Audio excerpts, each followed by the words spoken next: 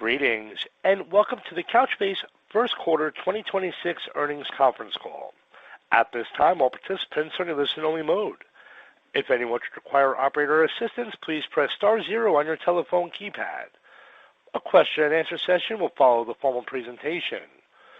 You may be placed into question queue at any time by pressing star one on your telephone keypad. As a reminder, this conference is being recorded. It's now my pleasure to turn the call over to Edward Parker, Head of Investor Relations. Please go ahead, sir. Good afternoon, and welcome to Couchbase's First Quarter 2026 Earnings Call.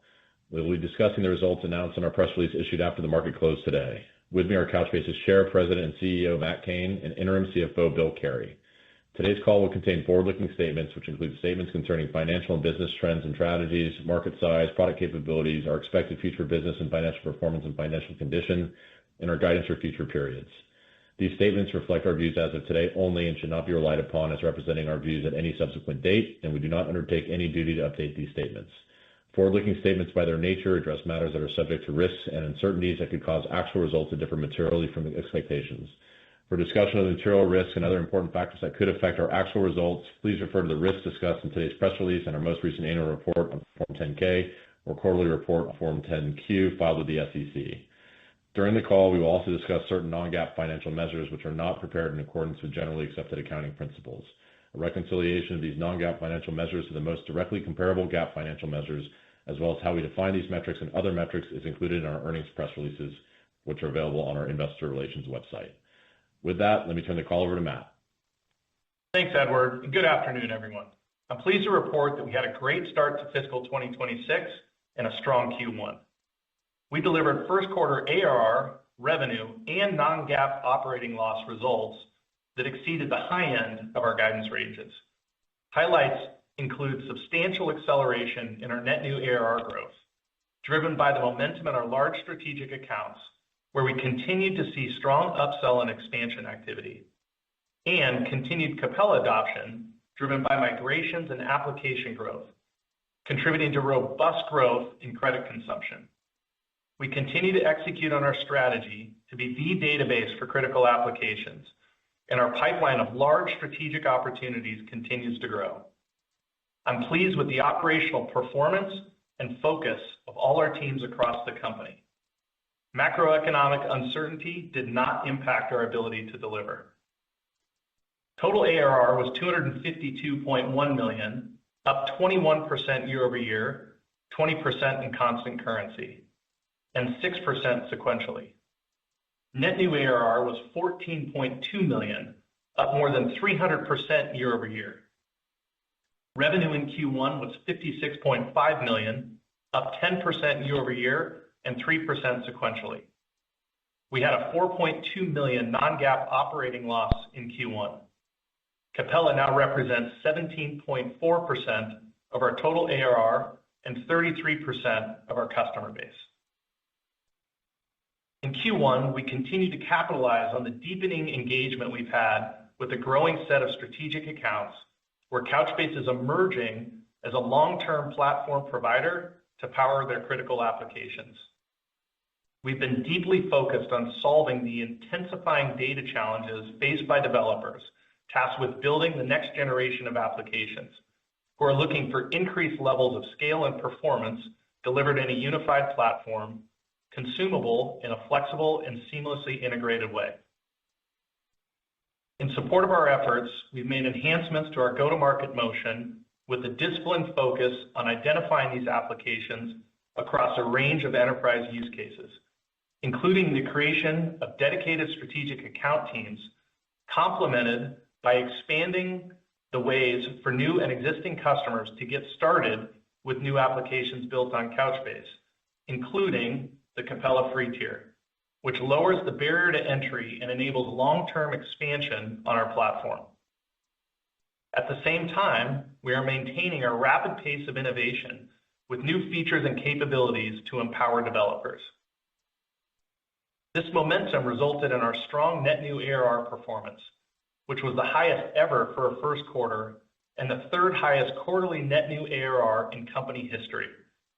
Our pipeline of strategic opportunities, where we have the potential to be a true platform winner, continues to grow, which, in combination with our strong Q1 results, reinforces my confidence in our strategy and our ability to maintain our momentum this fiscal year and beyond. Complementing the strong renewal and expansion activity in Q1, momentum continued with Capella, with ARR increasing over 80% year over year. In addition to new logo wins and migration activity, Capella saw very strong credit consumption growth, driven by customers both moving applications into production as well as launching new ones. As our Capella base grows, we believe favorable consumption dynamics can continue as both existing and new customers realize our platform's unique performance and scale. Increased consumption across our customer base is indicative of the value we bring and gives us confidence in our ability to deliver sustainable growth. To share some customer highlights from the quarter, we saw exciting new wins in a variety of industries, including industrial, energy, government, sports and entertainment, and healthcare. Some of our enterprise wins in the quarter include an integrated energy company, which selected Couchbase to power its nationwide loyalty program app. A defense customer from a G7 nation responsible for special forces operations, which selected Couchbase to power its frontline medical application used to securely record and share critical data in real time. And a global medical technology company, which selected Couchbase to power its cardiopulmonary unit's mobile app that will be deployed across more than 10,000 devices used in over 100 hospitals and healthcare facilities. Turning to Capella, a new Capella win in Q1 was a major North American professional sports organization, which selected us to power a key web application, which tracks and displays real-time telemetry during live events. This customer required rapid data processing, high availability, and seamless scalability, and chose Couchbase over a competing hyperscale solution because of our performance, ease of use, and ability to efficiently manage high-velocity data streams in a mission-critical environment. A key component of our flexible deployment model is our native edge capability, which empowers mobile developers to move data and compute closer to where it's being used. In Q1, we continue to see significant traction with our mobile use cases, including several competitive replacements, as more customers recognize Couchbase as the only mobile database offering built from the ground up for these types of use cases. Examples include a healthcare service provider specializing in both home health and hospice care, which selected Capella to power its critical mobile application used by field agents. A leading developer of productivity applications for scholastic and college sporting events, which selected Capella to modernize its flagship app that delivers real-time scoring and stats to coaches, athletes, and fans. And a leading American industrial and construction supply distributor, which chose Capella to modernize its field service application. As with many of our customers, our performance at scale against real-time dynamic data requirements, combined with our offline-first synchronization capabilities when connectivity isn't available, continues to be a strong differentiator. And we continue to make strides with our large strategic opportunities, which represent a significant portion of our pipeline. Some examples in Q1 include the global luxury brand, which expanded its enterprise investment to power its mobile customer service app used by in-store sales associates. A global provider of family travel and leisure experiences, which expanded its investment in Couchbase to enhance the performance of its theme park mobile app, enabling guests to manage their vacation plans using their smartphones or smartwatches. And a cloud-based parking management solutions company, which migrated to Capella for its high-performance database capabilities, scalability, and real-time data synchronization support. We're honored by the commitment our largest customers are making with Couchbase, and it's gratifying to see the increasing relevance of our platform as we meet the growing application requirements across a wide range of use cases and industries. Simultaneously, we're focused on lowering barriers to entry for developers to use and consume Couchbase, while enhancing our go-to-market motion to identify and win critical applications where our scale and performance capabilities are unmatched. We'll continue to focus on reaching new applications, including leveraging our entry-level starter packs and Capella free tier, both of which are contributing to a growing pool of potential long-term strategic opportunities. Turning to product, in Q1, we launched Couchbase Edge Server, an offline-first, lightweight database server and sync solution designed to provide low-latency data access, consolidation, storage, and processing for applications in resource-constrained edge environments. From airplanes to retail stores, organizations need fast, reliable, local applications that work offline and on affordable, constrained hardware. Couchbase Edge Server addresses both challenges, providing a lightweight server built for edge hardware while delivering performance regardless of internet connectivity. We continue to invest in and rapidly innovate our AI capabilities. Our high-performance vector database powers AI agent-based applications by enabling the seamless integration of advanced AI workflows. With features like Model Context Protocol Server, we allow AI agents to autonomously perform actions on Couchbase data, simplifying the development of complex Gen AI applications. The open source protocol standard enhances the ability for AI agents to securely and efficiently interact with enterprise data, supporting scalability, reliability, and compliance. By providing comprehensive visibility and control, we empower teams to innovate faster and with confidence in their AI-driven solutions. Also in Q1, we expanded Couchbase's ecosystem support with new integrations and connectors to make it easier for developers to integrate Couchbase within their application workflows.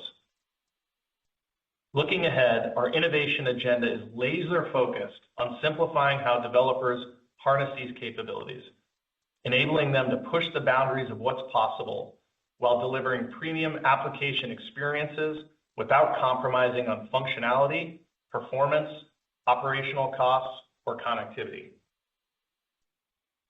In conclusion, we had a strong start to the year. We exceeded our outlook across all metrics, continued building momentum with our large strategic customers, and drove continued Capella adoption, while further growing our pipeline for the balance of the year and beyond. I remain fully convicted in our ability to achieve our full-year objectives, including driving growth in Capella adoption, accelerating the pace of leverage in our model, and further enhancing our support for agentic and AI use cases. We will continue to attack hard problems driven by customer outcomes. With that, I'll now hand the call over to Bill Carey, our Chief Accounting Officer and Interim CFO, to walk you through our financial results in more detail. Bill?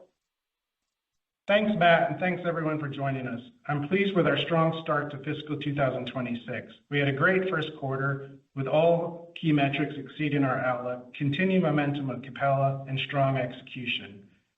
I'll now walk you through our first quarter financial results in more detail before providing our guidance for the second quarter and fiscal year. Total ARR was $252.1 million, representing 21% growth year over year and 6% sequentially. $7.7 million above the midpoint of our guidance, inclusive of a $3.6 million tailwind from foreign currency fluctuations since providing our Q1 outlook. Net new ARR was $14.2 million, up 306% year over year. This reflects our healthy renewals and expansion, strong consumption from customers launching new applications and with applications in production, and further growth in Capella contribution. Capella ARR was $44 million, an increase of 14% from last quarter and 84% year over year. Capella now represents 17.4% of our total ARR, up from 16.2% last quarter and up from 11.5% in Q1 of fiscal 25. Turning to revenue, total revenue for the quarter was $56.5 million, an increase of 10% year over year and 3% sequentially. Software revenue was $54.8 million, up 12% year-over-year and 4% sequentially. Professional service revenue was $1.7 million, down 27% year-over-year and 22% sequentially. Q1 ARR per customer was $269,000, up from $257,000 in Q1 2025 and up from $251,000 in the fourth quarter. Our dollar-based net retention rate, or NRR, continued to be greater than 114%.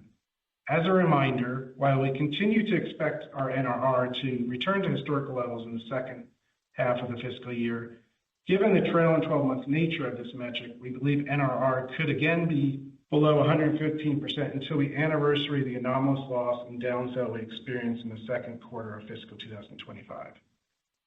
We exited Q1 with 937 customers, a decrease of 10 net new customers from last quarter. The decline was driven by churn in customers with starter packs, which we introduced last year, offset by healthy gross retention. As you will recall, starter packs are part of our funnel for future conversions to more meaningful ARR and are typically sold for $1,000 to $5,000. Although churn in this cohort impacted our total net customers, we have had success in growing ARR from this cohort, and 2 are well over $500,000 in ARR. In discussing the remainder of the income statement, please note that unless otherwise stated, all references to expenses, results of operations, and share count are on a non-GAAP basis. In Q1, our gross margin was 88.7%. This compares to 89.9% a year ago and 89.4% last quarter. Turning to expenses, first quarter sales and marketing expenses were $32.6 million, or 58% of revenue. Q1 research and development expenses were $13.9 million, or 25% of revenue. First quarter general administrative expenses were $7.8 million, or 14% of revenue. Operating loss for Q1 was $4.2 million, or negative 7.4% operating margin, compared to an operating loss of $6.7 million, or negative 13% operating margin a year ago. Our profitability improvement was and will continue to be driven by the benefits of operating leverage as we scale, improving sales and marketing efficiency, and disciplined focus on costs. These improvements were partially offset by foreign currency fluctuations since we provided our Q1 operating loss outlook, which resulted in $550,000 headwind to operating loss, or a 1% headwind to operating margin. Net loss attributed to common stockholders in Q1 was $3 million, or negative 6 cents per share. Turning to the balance sheet and cash flow, we ended Q1 with $141.8 million in cash equivalents, and short-term investments. We remain well capitalized to execute against our long-term growth strategy. Our remaining performance obligations, or RPO, totaled $239.6 million at the end of Q1, an increase of 9% year-over-year. We expect to recognize approximately 66%, or $158.7 million of total RPO as revenue over the next 12 months, representing growth of 16% year-over-year. As a reminder, we experience fluctuations in our RPO balances due to a host of factors, including renewal timing as well as changes in average contract duration. Operating cash flow for the first quarter was negative $6.8 million. Free cash flow for Q1 was negative $8.6 million, or a negative 15.3% free cash flow margin. Now, I will provide our guidance for Q2 and the full year fiscal 2026. As Matt mentioned, we started the year with strong momentum, and our pipeline of large strategic opportunities continues to grow. In addition, we continue to be pleased with the growth of Capella and expect migrations as well as growing consumption to be significant drivers for us this fiscal year, along with ongoing investments in product capabilities and strengthening our partner ecosystem. And as a reminder, our fiscal 2026 renewal pool is both larger and more evenly distributed between the first and second half of the year than in fiscal 2025. With these factors in mind, for the second quarter of fiscal 2026, we expect total revenue in the range of $54.4 million to $55.2 million, or or year-over-year growth rate of 6% at the midpoint. We anticipate ARR in the range of $255.8 million to $258.8 million, which represents 20% growth year-over-year at the midpoint. We expect a non-GAAP operating loss in the range of negative $5.1 million to negative $4.1 million. For the full year fiscal 2026, we are raising our revenue and ARR outlook. In addition, we are lowering our operating loss outlook, excluding the impact of foreign currency fluctuations since we provided full year guidance in February. We now expect total revenue in the range of $228.3 million to $232.3 million, or year-over-year growth of 10% at the midpoint. We expect ARR in the range of $279.3 million to $284.3 million, representing year-over-year growth rate of 18% at the midpoint. Our revised full-year ARR outlook includes an additional $3.6 million tailwind from foreign currency fluctuations since providing full-year guidance in February. And finally, we expect a non-GAAP operating loss in the range of negative $15.5 million to negative $10.5 million, inclusive of a $3.5 million headwind to operating expenses from foreign currency fluctuations. We are focused on continued profitability improvement, driven by leverage as we scale and discipline focused on costs. We remain committed to driving free cash flow and being operating income positive in fiscal 2027. With that, Matt and I are happy to take your questions. Operator? Thank you. We'll now be conducting a question and answer session. If you'd like to be placed into question queue, please press star one on your telephone keypad. A confirmation tone will indicate your line is in the question queue. You may press star two if you'd like to remove your question from the queue. For participants using speaker equipment, it may be necessary to pick up your handset before pressing star one. Our first question today is coming from Matt Hedberg from RBC Capital Markets. Your line is now live. Great. Thanks for taking my questions, guys. Congrats on Q1. Not an easy environment at all. Matt, I wanted to start on the macro side. You mentioned in your prepared remarks that you didn't see any real impact from macros in Q1. I just wanted to double click on that, and ask about how customer conversations are going and how those conversations trended through May. Hey, Matt, good to hear from you and appreciate the commentary. We're certainly excited about the start to the year. Look, as it pertains to how we're approaching current economic environments, I think we have to step back and take advantage of the strategic platform that we're providing and some broader dynamics around AI and the future of application development, and those things hold true. We've been talking for some time about the pressure in the selling environment that manifests itself in terms of longer sales cycles, higher level of deal scrutiny, and I think those things persist and may have been slightly magnified over the last quarter in light of conversations that we're all having. Having said that, I think we've talked about the health of our pipeline and how strategically positioned we are in the market right now with the dynamics that I mentioned. And so I'd say on the balance, the pipeline and our ability to execute against that offset any specific incremental challenges on macro as we executed in the quarter. That's really great. And I guess maybe a follow-up to that, there's a lot that's also in your control despite the macros. And I noticed in your prepared remarks, you did spend some time talking about go-to-market improvements paying off. I'm wondering if you could sort of summarize those, but also, the new free Capella tier. I'm wondering how that might help grow your pipeline even faster as you target developers. Yeah, so a couple of things on that, Matt. I think, from a go-to-market perspective, we've talked about the importance of strategic accounts and continued adoption of Capella. I think the teams have done a great job of executing on both. Going back to the macro, one of the big selling points of our platform is better total cost of ownership against competitive solutions, and in fact, even demonstrating even better TCO with Capella. So I think that's critically important. As we think then about what is the catalyst for new application growth with existing customers and new, we continue to enhance offerings for developers to really lower the barrier to entry and trial with the Couchbase and Capella platform. And we've been working hard at those specific offerings, starting with starter packs, but really building out the free tier, where over the past couple quarters we've had several enhancements that are materializing in top of funnel demand. Those enhancements were things like Capella IQ, the developer co-pilot, social sign-on, extending it to a perpetual free tier, and then this quarter adding credit card transactions. And this is all about really enhancing our ability to attract developers where they're in that kind of learning, experimentation, proof of concept phase. And the leading indicators, Matt, are really great.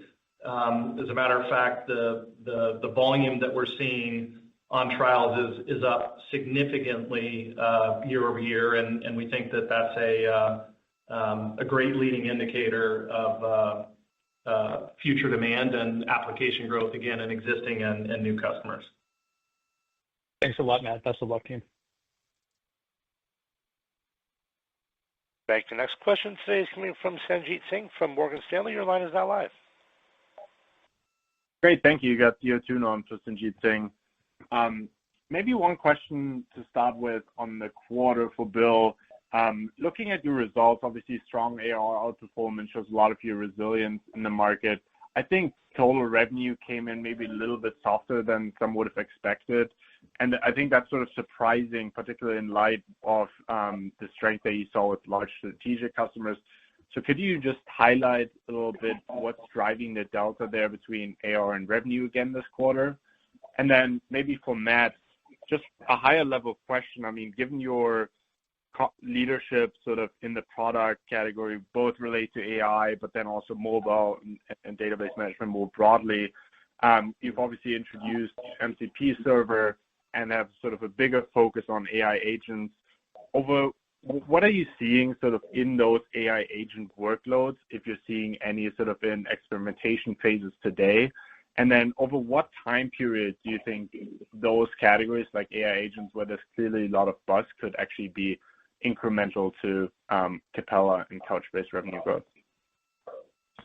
Listen, this is Matt. Let me jump in and unpack the question a little bit, because I think there's a lot there. First of all, I would reinforce the importance of ARR as our leading metric. It is the best driver of the business, and we feel great about the performance. We did perform better on revenue, and I'll let Bill talk about some of the dynamics. Where there's more to the story there. I think as it pertains to why we were so successful with the quarter coming off a great Q4, it's because developers are really looking at us within enterprises as a strategic platform for the future of agentic application development. And we're probably not having any conversation around the world where we're not positioning our platform in an AI world. And I think customers are realizing the benefits of our platform, how we were architecturally designed for this moment, and then the incredible innovation that the teams are bringing to bear within the platform around AI services, embedded vector, inference at the edge, in addition to other aspects of the platform. So I think that's without question having an impact on the success we're having in the market. Obviously, with a lot more to come, specifically on AI agents, which we can go into more as we go. Bill, do you want to comment on the revenue portion? Yeah, thanks for the question, Sanjeev. Just to start with, Capella and our enterprise products that definitely have very different patterns of recognition. It's important to understand these, but the enterprise product comes with an upfront license fee and is then recognized straight line, where Capella is usage very much tied to our customer's business. But when you take in those factors and then our migrations, the migrations definitely create kind of a headwind to revenue. It changes the pattern of recognition that we've had from our, if an enterprise customer migrates over to Capella, it's changing that recognition, and there's essentially a delay in revenue that we experience during the period of migration. And plus the migrations, there's a ramp-in phase typically where it takes a while for them to get up into production and essentially up to more of a steady state type usage. So all that has the impact of lowering revenue And then another factor is the service revenue is an area that we've seen declines. It hasn't been as much of a focus. So for all those, revenue is a very different pattern. As Matt mentioned, that's one of the reasons we believe ARR is a better indicator of a performance of our business. So hopefully that helps. Yeah, and as a reminder, those will converge, and we've talked about that manifesting, next year. So those will start to come together, and it's a timing dynamic. But certainly, we are very pleased with the pace and success of migrations, where people are seeing the value in not just Couchbase, but the Capella platform. Makes sense. Thank you. Thank you. As a reminder, that's star one to be placed into question queue. Our next question is coming from Howard Ma from Guggenheim Securities. Your line is now live. Great. Thank you, and congrats on a solid Q1, guys. Matt, I wanted to ask you, notwithstanding the strong Q1 results, there's been growing chatter in the investment community about Postgres versus NoSQL databases, and this is especially given the recent acquisitions by Snowflake and Databricks, which I'm sure you saw.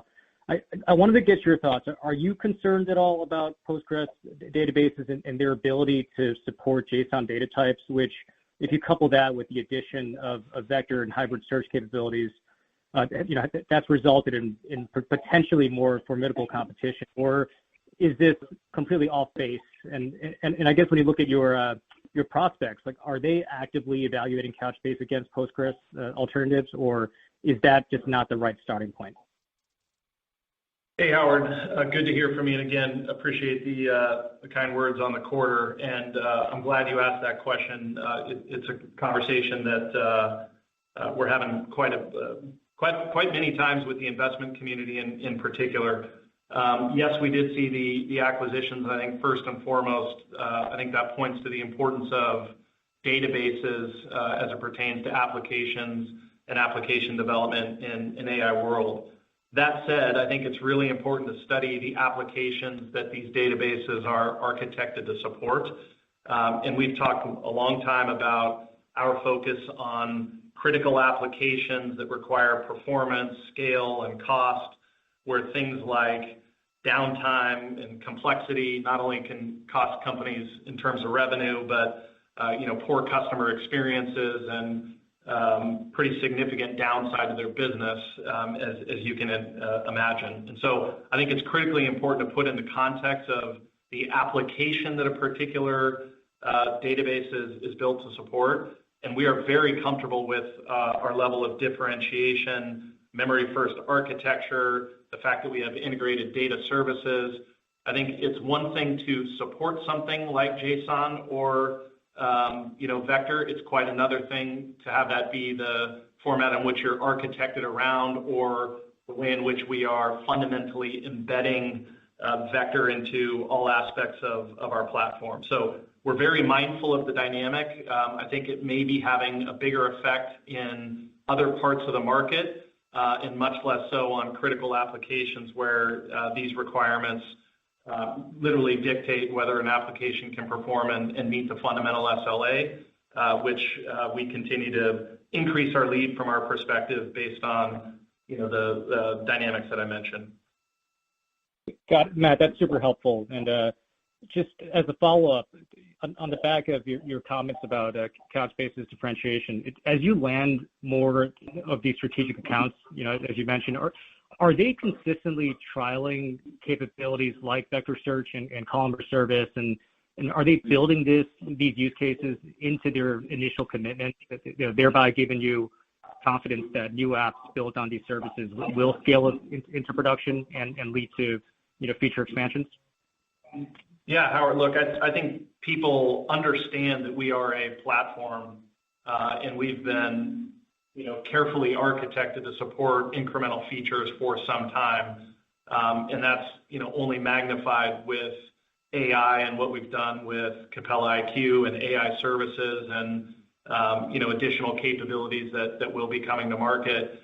Customers, as an example, may start with a web-based application with an idea to deploy, our edge capabilities as they push application growth. And I think what you're seeing in the outstanding ARR performance is the financial realization of us monetizing application growth, where customers come in with an initial use case, they grow that use case and expand to many, many more applications, whether that be on enterprise or Capella, where we had an outstanding, consumption quarter. So no doubt about it, we are pitching the Couchbase offering as a platform, selling the many features, and sitting down and having strategic discussions with customers on how they can get utilization out of the many services that the platform so conveniently integrates and makes that much easier to use via Capella with our innovation efforts.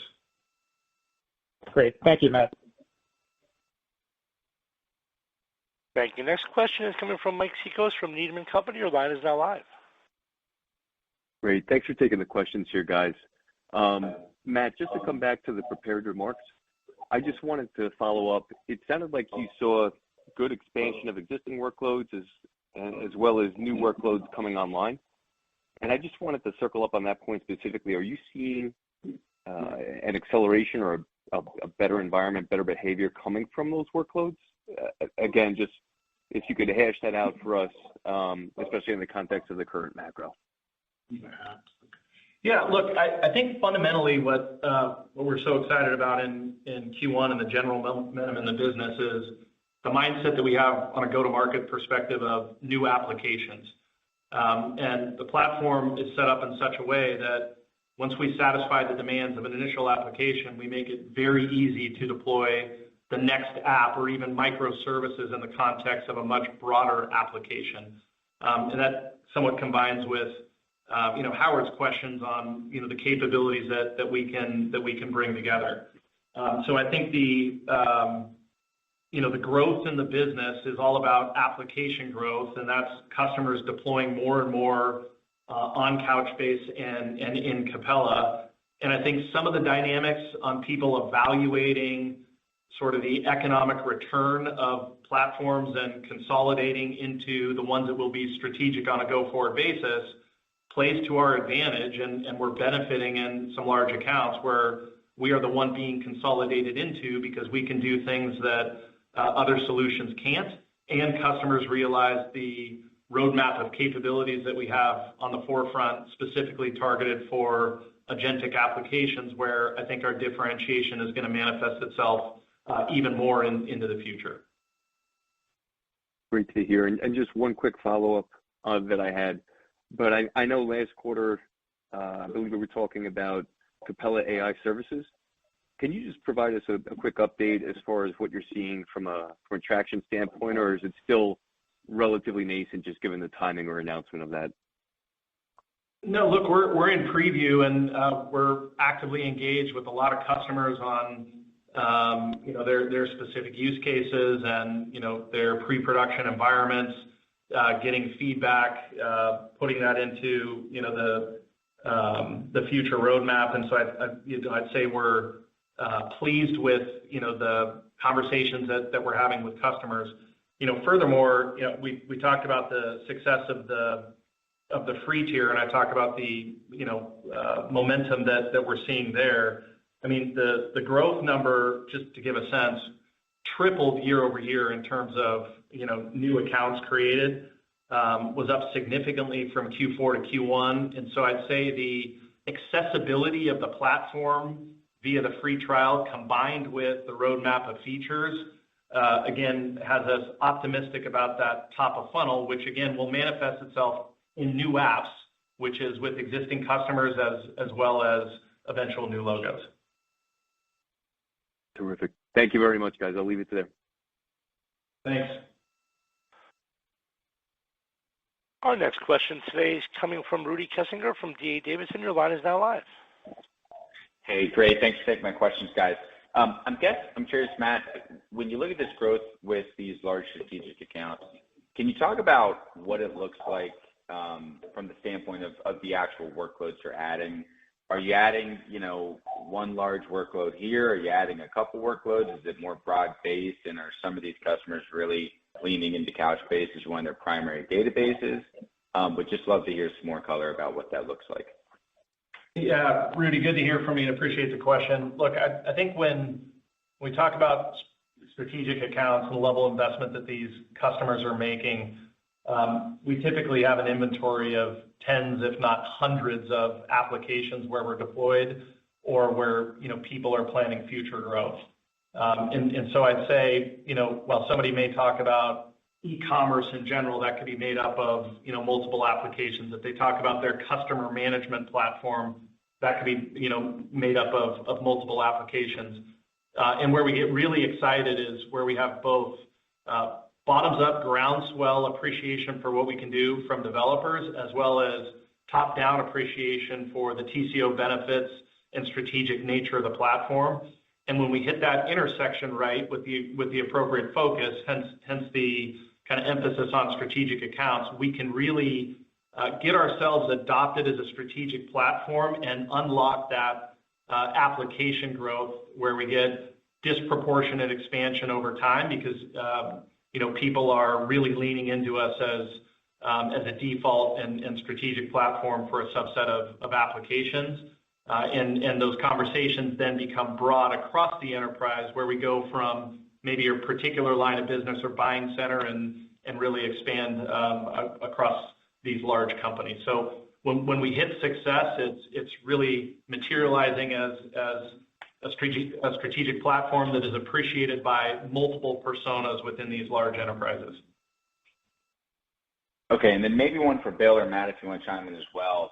If we adjust for the FX tailwind on the quarter and for the revised full-year ARR outlook, it looks like the full-year ARR guide is being taken up about $1.6 million versus a $3 million FX adjusted beat in Q1. So were there any early renewals that pulled forward from Q2 into Q1, or just any color you can add to that dynamic? Yeah, Rudy, nothing early to speak of. I think last quarter we talked about the health of the pipeline coming into Q1 in the first half, and quite frankly, I think we were very excited about how we executed against that, looking at the first half specifically on strategic accounts, and then we really saw benefit on Capella consumption, quite frankly at probably the highest rate that we've seen so far, which we've worked really hard to deliver against. I think as we always do, we want to take all factors into account as we approach guidance and be prudent and put out numbers that we can at a minimum, meet if not beat. And so we feel very good about, raising the numbers for the year. Certainly in today's environment, we continue to have a healthy pipeline. At the same time, we want to be prudent and balanced as we factor all dynamics in. Great, that's very helpful. Congrats again on the strong quarter. Thanks, Rudy. Thank you. Next question today is coming from Brett Bracelin from Piper Sandler. Your line is now live. Hi, guys. This is Hannah Rudolph on for Brent today. Nice to see that strong net new ARR in Q1. Just going back to something you said in the prepared remarks, you mentioned customer count decline was partially driven by some churn in customers with the starter packs.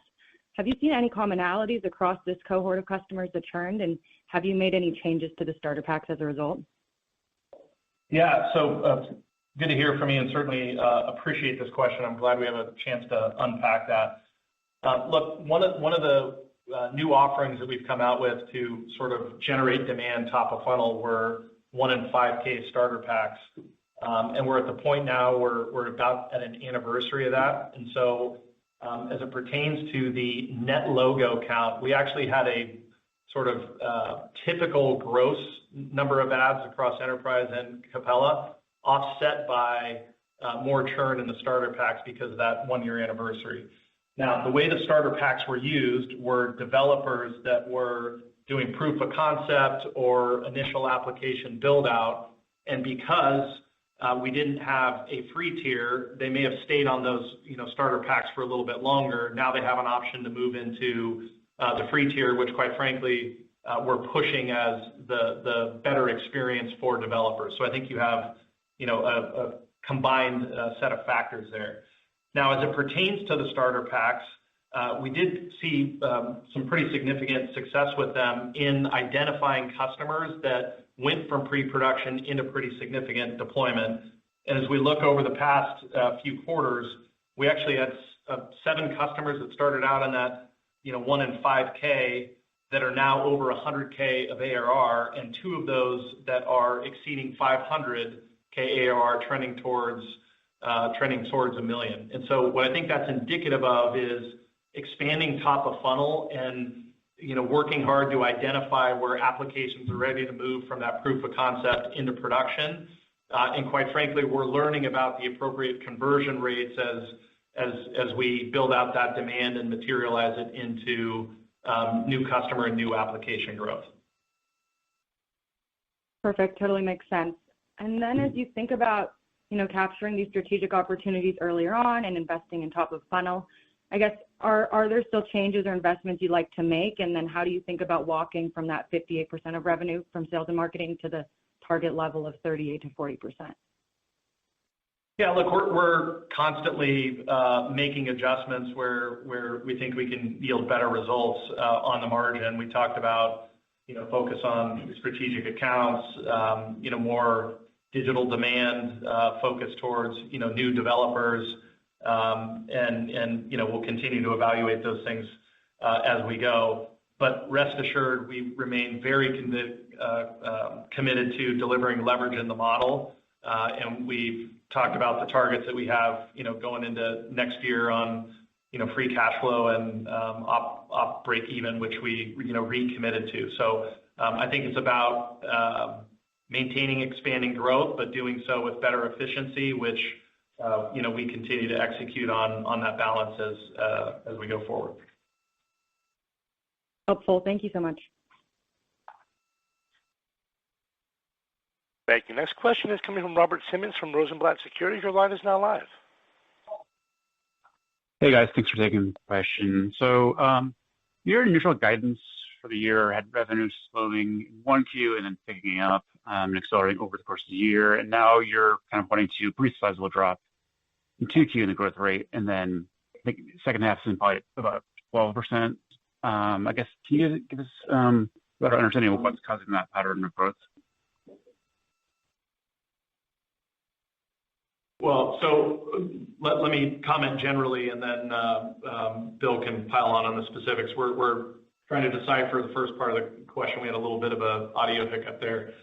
Look, I think what you're seeing is the uptick in revenue growth rate as we get into the back half of the year, as we see that convergence that we've talked about between revenue and ARR. And so I think that would be expected. It's a little bit what we alluded to earlier. There is, the migrations do create a lag in the ARR growth versus revenue. Revenue essentially, both converting existing revenue streams of enterprise to Capella. Essentially, you're losing revenue in the short term, and then the migrations to the usage model takes a period of time to get up to speed. But as you referenced, in the second half, you start to see that uptick and you start to see that convergence, and we expect, that further to converge going into next year. So are you seeing more of those migrations happening currently, and that's kind of impacting the 2Q revenue number, or is there anything else going on? We see migrations, continue, and we've been doing it over the last year. We expect them to continue going into next year and beyond. We are fundamentally moving a large portion of our business to the Capella model. But we're sort of in that biggest period where you have the biggest disconnect in there. So although we expect migrations to continue, we do expect some convergence, going into next year to less of an impact there. But there will continue to be impact, but it'll catch up and won't be as disconnected. Yeah, look, we're working hard to help customers with those migrations. It's a great outcome for us and a great outcome for them. And if you look at the percentage of the business that's Capella, we have a lot of potential still to migrate, and I'm personally pretty excited about the strategic nature of discussions we're having across the ARR base and the potential that remains with Capella. Great, thanks. Thank you. We reached the end of our question and answer session. I'd like to turn the floor back over for any further or closing comments. Thanks, operator, and thanks to everyone for joining us today. We're encouraged by our strong start to fiscal 2026 and are excited with the opportunities in front of us. We look forward to speaking with you again next quarter. Bye-bye. Thank you. That does conclude today's teleconference webcast. You may disconnect your lines at this time and have a wonderful day. We thank you for your participation today.